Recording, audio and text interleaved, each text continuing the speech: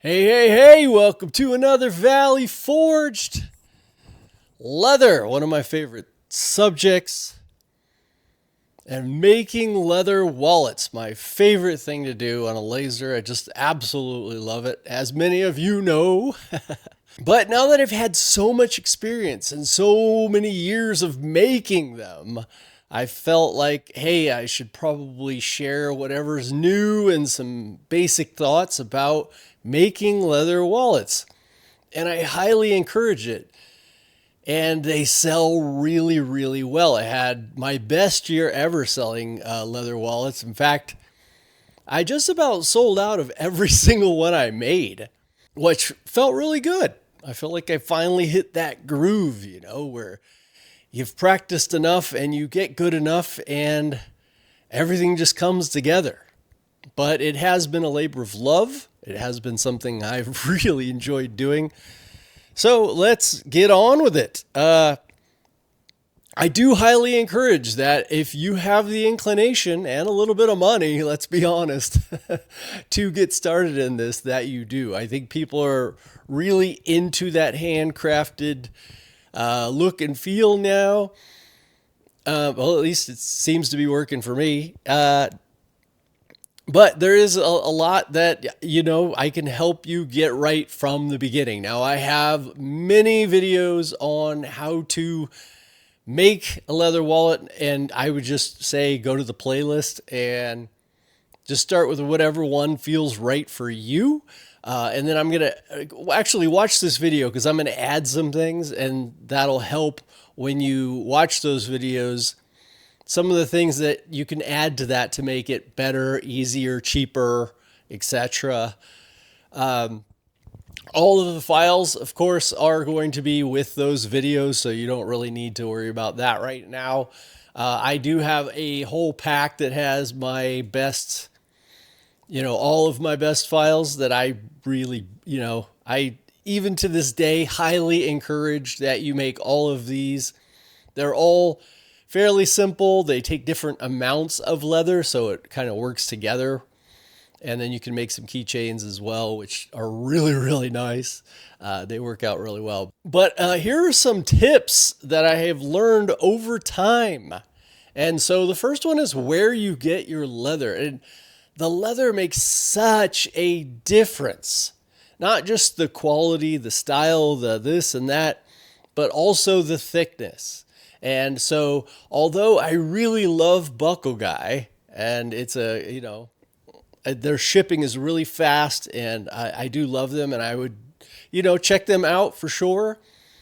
In the end, Rocky Mountain Leather, I'm not sponsored by any leather company. That would probably be a great thing to do. But no, I get nothing from any of these leather companies, and I have spent thousands with all of them. And Tandy, other leather companies, but I'm sure there are others. These are the ones that I have worked with.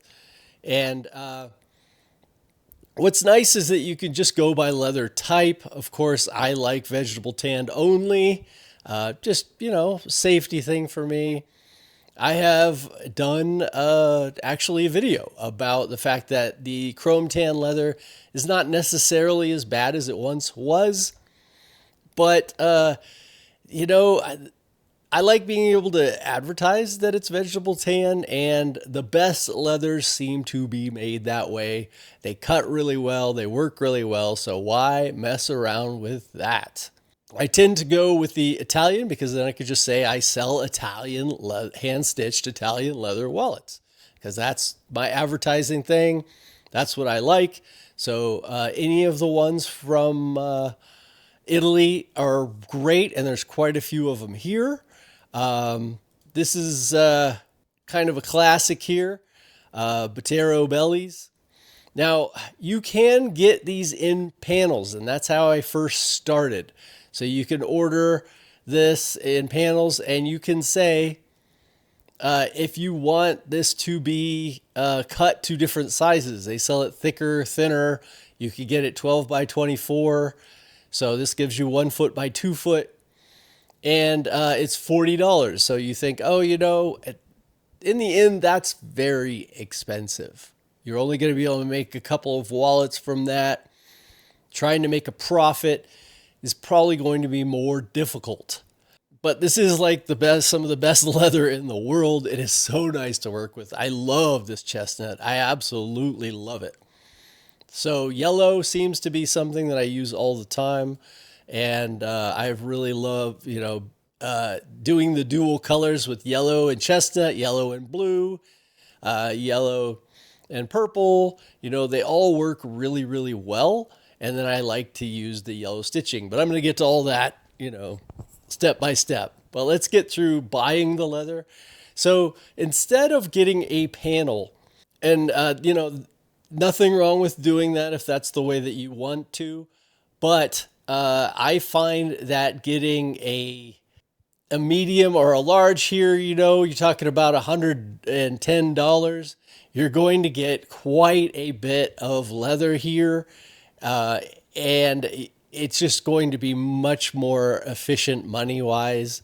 And you're going to have some scrap that you can practice with, and it's not quite like, oh my gosh, I can't use this little bit that I want to use just to test because I only have a tiny little bit.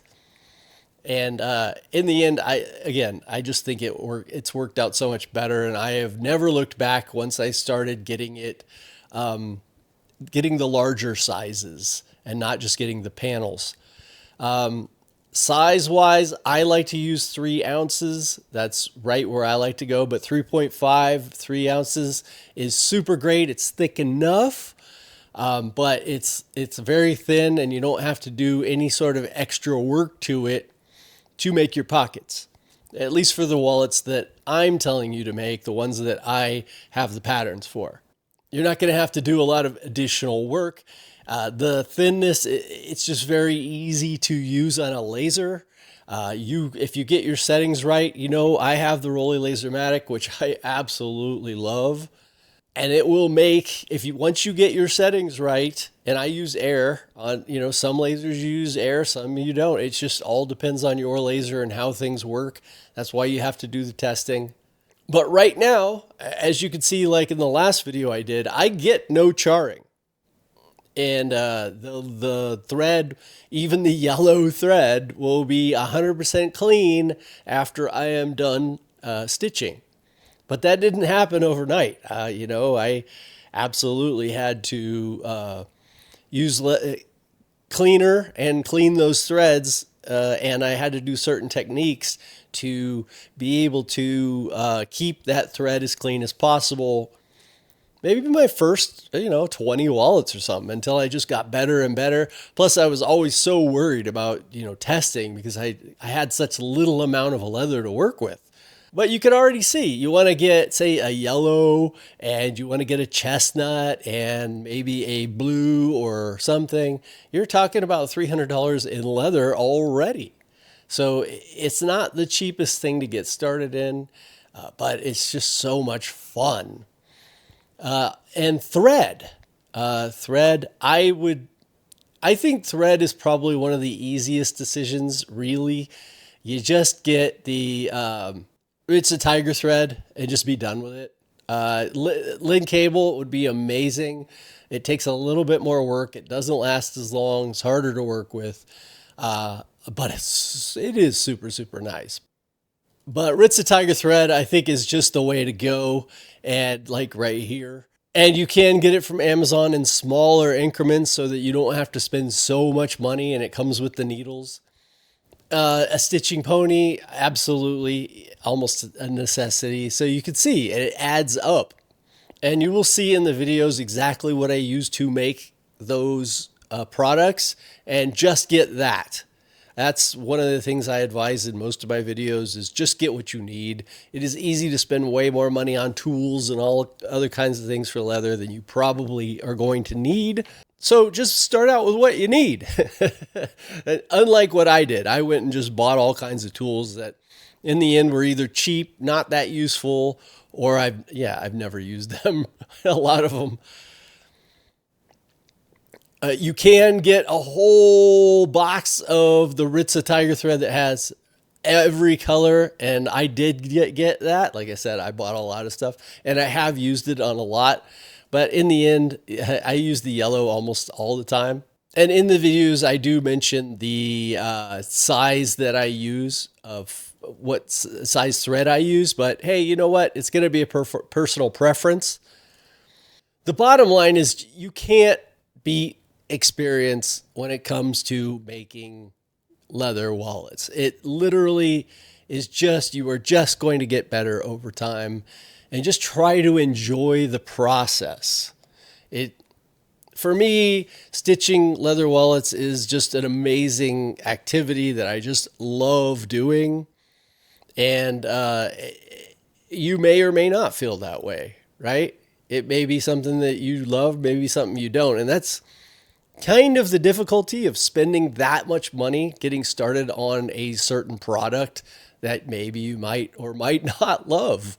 Now, can you use other leathers? Now, I use this expensive, you know what, pretty much all leather is expensive. So I don't think you're going to save yourself much money trying to get something else. I have gotten from Tandy Leather, I got the Montana hide. I'll try and put a picture up of that. Unbelievable, fantastic. It's so beautiful and people absolutely love it. The problem is that I can't split it down to 3 ounces. And so it's, it's not uniformly thick, which is fine. But trying to make, well, it's easy without trying to skive the back. Oh my gosh, what a pain. I still have carpal tunnel from trying to do that, It just made the whole thing 10 times harder. Now, if I was making something like a purse or something that required that thickness, maybe a 5 or 6 ounce, or I've made knife sheaths using it, turned out great, wonderful. But if you have to skive or, it just adds a huge amount of work to what you're doing. You have to have the right tools for it. You're adding. And so this is why I find that even though it may be a little more expensive, going to a place where you can get exactly the thickness that you want is extremely helpful. And so you get what you pay for, is the old adage, right? I'm actually later this year hopefully going to go visit some of these places in Italy, and I'll be able to directly show you and tell you exactly how these things are made, and we'll have some fun with that. But I could go on forever about this. Go pick the kind of leather wallet that you absolutely want to do and just start. And hopefully I've made this as easy as possible for you in those videos.